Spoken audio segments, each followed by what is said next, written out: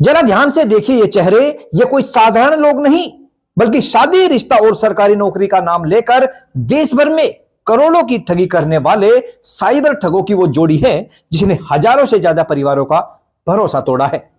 उत्तर प्रदेश के बागपत में cyber police ने नावेद और भूरा नाम के दो ऐसे शातिर ठगों को गिरफ्तार किया है जिनके खिलाफ यूपी, दिल्ली, पंजाब समेत कई राज्यों में 19 से ज्यादा मुकदमे दर्ज है। सरकारी नौकरी का रिश्ता, 1 रुपए में शादी तय करने का झांसा और फिर रास्ते में रचा जाता था एक बड़ा झूठा हादसा।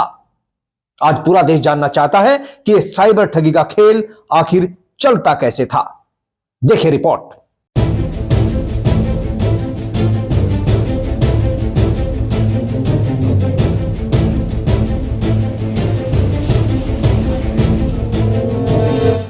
दरअसल ये दोनों आरोपी अखबार और ऑनलाइन प्लेटफॉर्म पर शादी के लिए फर्जी विज्ञापन देते थे।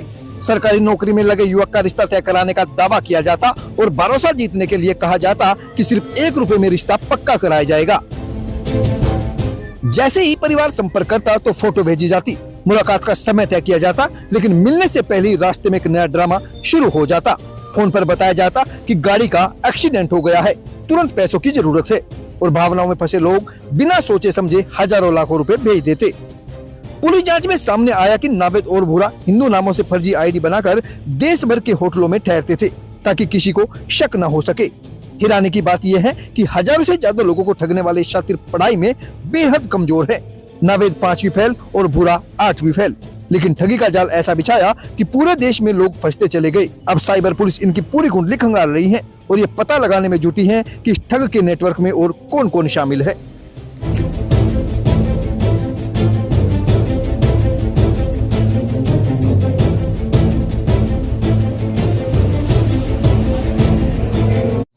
एक यहाँ पर ऑनलाइन फ्रॉड की तहरीर दी गई थी एक वादी द्वारा जो बड़ौद के निवासी थे, जिसमें वधू की आवश्यकता के नाम पे उनसे फ्रॉड हुआ था।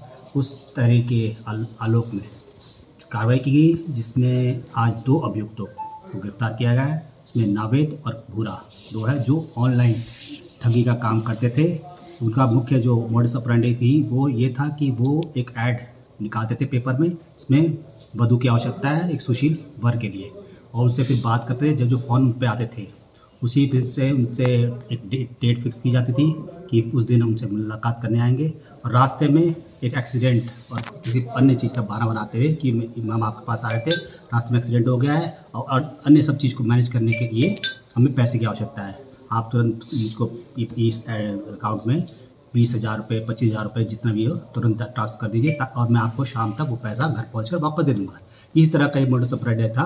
तुरंत आदमी विश्वास करके उसको पैसे ट्रांसफ़र कर देता था, और इसी तरह का वो लोग फ्रॉड कर लगातार पिछले 7-8 सालों से फ्रॉड करते चले आ रहे हैं। जो नावेद है, इस पर 16 अभियोग इसी तरह के पंजीकृत है, और इनसे 8 मोबाइल, लैपटॉप, फर्जी आधार कार्ड और क्या कहते हैं 2 बैंक अकाउंट्स, कई तरह की चीज़ से इनसे बरामद भी हुई है।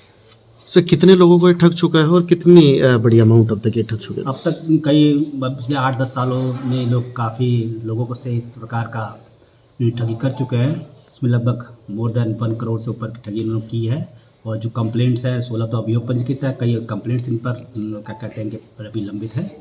तो इस तरह का ये छोटे छोटे अमाउंट को लेकर जितने भी उनके क्या कहते हैं लोग वो आते हैं, उनके नीचे ही छोटे छोटे अमाउंट ठगी करते हुए ये लोग इस तरह का काम करते हैं। किस तरह की आईडी? ये वही पैराफल अभी तो पास ही पकड़े गए। ठगी में किस तरह की आईडी इस्तेमाल करते थे और कहाँ से वो आईडी बनी थी, क्या कुछ उसकी जानकारी?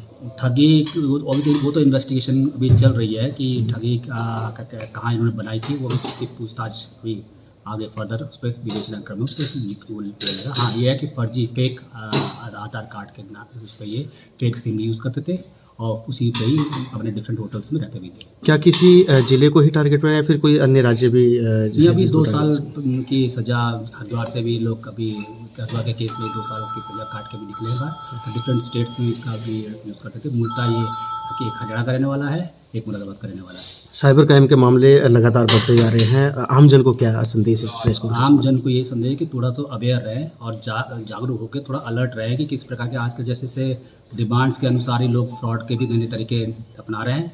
तो उनको दृष्टिगत हर चीज़ पे तुरंत विश्वास ना करें, थोड़ा सा उसका और पर थोड़ा सा तहकीकात करते तभी आप उस पर विश्वास करें।